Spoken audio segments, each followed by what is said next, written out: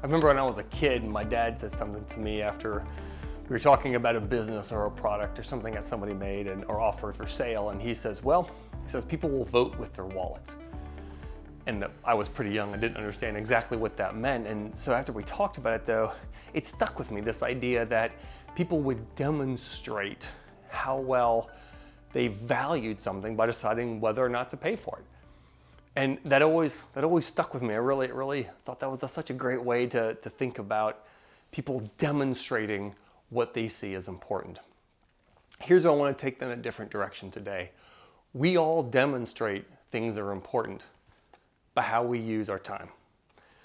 Our clocks and our calendars are a manifestation of what we see as important, and yet oftentimes we don't think about it that way. We find ourselves doing things that we may have just built momentum towards, or maybe we got good at. We never thought about, how much is this the best use of my time? So what we're going to talk about today is how to be more intentional, how to be more deliberate, and how to vote with your calendar, how to vote with your clock in a much more meaningful fashion. So let's jump in. So we're going to start here with calendar, and this is calendar-ish. We'll make a little more this way. So got my days and my time slots and all that stuff. Yay, go team. And this is where very often we're used to calendars. We're used to thinking, oh yeah, I've got stuff on here. I got this meeting with this group at here, this meeting with this group at here, and such takes up a good bit of my day on that day. And that's all well and good. Here's a different way to begin to think about your calendar. This is a chronological list of your commitments. I'm going to say that again. This is a chronological list of your commitments. I'm also going to say that again to make sure you can read my crappy writing. When you think about it this way, hopefully it's going to begin to shift how you look at your calendar. This isn't just a list of things that maybe I do or maybe I don't. This is what you were literally saying to people. Yes, I will show up to your budget meeting at 10 o'clock on Tuesday. Yes, I will participate in that conversation to make a decision about our Q3 objectives on Wednesday at 2 o'clock.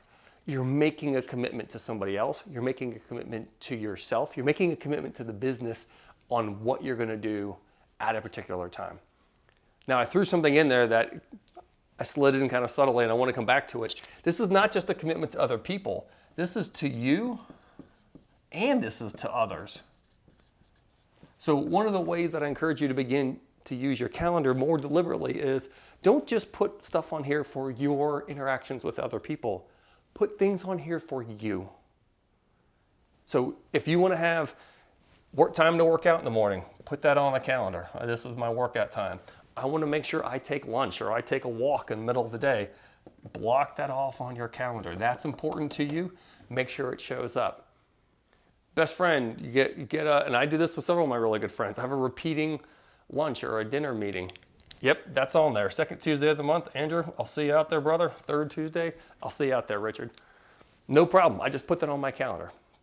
Now I know it's coming. My calendar works for me. I don't like to have things that are surprises, and when I use my calendar really effectively, boy, I don't get surprised. Now, here's another thing that you're gonna hear throughout this video and throughout this conversation today is this isn't just also technical things. Again, I just slid this in with having dinner with a friend or taking time to work out for myself. This is where I'm building, both with myself and for others, I'm building technical results.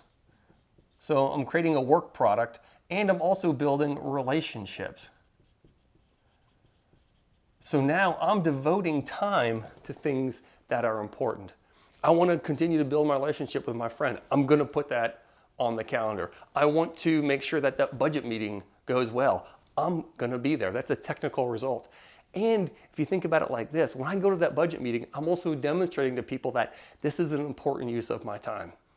And my goal is to be chintzy with my time so that I'm not wasting it, I'm not squandering it, and I'm using it in a way where I'm creating both results and relationships in a very, very deliberate way. So now you might be thinking, well, how do you decide what goes on the calendar?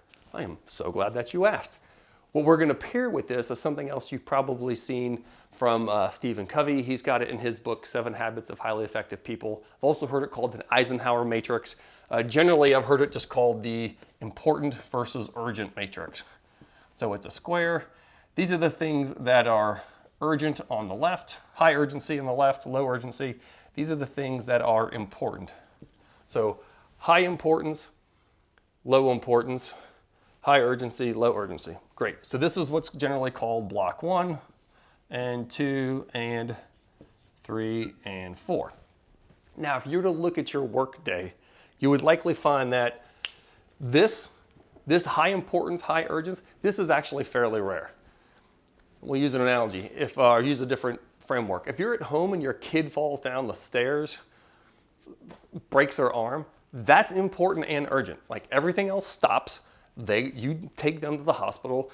Everything else is going to wait. That's both incredibly urgent and incredibly important. That gets immediate attention. Client calls in. Hey, that deal, they want to close on it today. They want to close on it tomorrow. And it's a big deal for you guys. Well, you're probably going to move things on your calendar because that's important and it's urgent. Here's a way I would encourage you to think about this. This is pretty rare, and this is also where you're firefighting. This is where you don't have necessarily the luxury to say, I'm going to wait. You don't choose when these things show up because they're truly important and urgent, so you're going to put your time into them immediately. Now, if we go below this, these are things that are urgent and not important. Lots and lots of meetings fall into this, lots of phone calls, lots of texterings we find ourselves on during the day where we feel like, well, this is urgent, so-and-so texted me, or so-and-so called me, or so-and-so stopped by my office, or there's this meeting they asked me to be at. Well, how important is it? You're gonna know. You're the only person who can really assess how important it is. I will challenge you to use a more critical eye, use a finer threshold for how you're treating things and their level of importance. Because oftentimes this is where we spend a lot of time in our day and it's usually not that productive. This is goof off time. So for me, when I realize at the end of the day, or sometimes in the day, I want to break to step back because my brain's tired, that little cell's worked really hard. I give myself time in zone 4 to do things that are not important and not urgent. I may file some stuff. I may clean some things up. I may do some light prep work for something that's pretty far in the distance, or just kind of start to get rough ideas together. It's not heavy duty lifting. It's not something that is really time sensitive, or that if I screw it up, that it's going to make a difference. So this is really kind of an easy going block. You got a lot of space here. The block I've left out though was block 2. Here's what I would submit to you. If you find yourself repeatedly in block 1, where you feel like you're firefighting, it's both important and it's urgent, you are not choosing when you're going to interact with something. Your calendar is telling you, if you're going to have this proposal done, and you've got to do this right now. The client is ready to go. This is when you may have not done enough of zone 2. And here's a way to think about it. In your annual review, in your annual plan, you probably know I've got all these things that are important for me to do for the year. These are my goals for the year. And I've got one is this and blah, blah, blah, and all these great goals. If you start at the beginning of the year and begin to determine, okay, how far do I want to be on each of these for this quarter, for that quarter? How far, once you get down to your quarterly planning, okay, in this month or here, I've got these 12-ish weeks for this quarter. What do I want to get done for these things? That is your zone, that's your block 2. And once you've identified this as, ooh, these are my goals, these are the things I can plan and prepare for and not be caught by surprise, not get in firefighting mode. Now what you get to do is take all this stuff and put it on your calendar. Now you're helping yourself so you're not caught by surprise. Now you're saying, this is what's important to me. I'm going to block off time to make sure that I'm getting this thing done.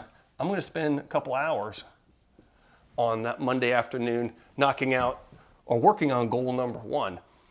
And maybe you repeat it at the beginning of each month or whatever else.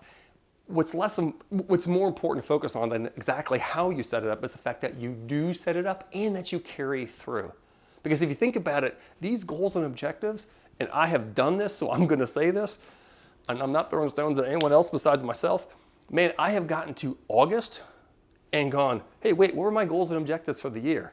And then had a bit of a panic attack going, holy smokes, I've only got 4.5 months or whatever it is left to knock out these goals and objectives because I didn't do a good job of putting these on my calendar earlier in the year. So again, go back to this idea of where we started. We're voting with our clocks, we're voting with our calendars, and we're doing this every single day. We're doing this actively or passively. We're doing this to please ourselves. We're doing this sometimes to please others. And you have the same 24 hours a day. You have the same calendar and clock constraints that every other human being has. And you get to choose, both for you and for others, what do you want to make a priority? How do you want to create both technical results and also continue to build relationships with people?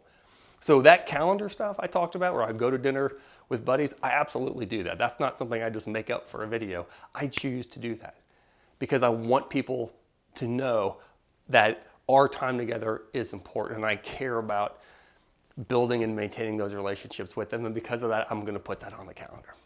So play with these ideas, see how this works for you. And it may feel a little funky to get started. It may feel overly stuffy or organized.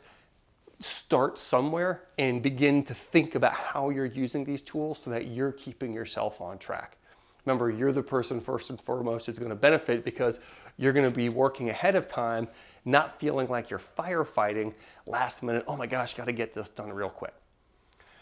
If you like this video, please do hit the like button. Feel free to share it with some friends or some colleagues.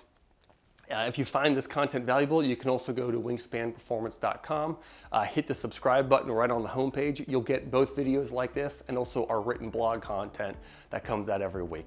So we put a lot of time and effort, and we have a fantastic team behind getting that together each week, and a lot of people really do find it valuable. Also, don't hesitate to send us a note or put a comment on this video. Trust me, we look at all the comments with what else you'd like us to cover or talk about. We're always looking for things that are really pertinent and important to folks to make sure that we're bringing fresh, relevant content to the table. So thank you for watching. Have a great afternoon. We'll see you.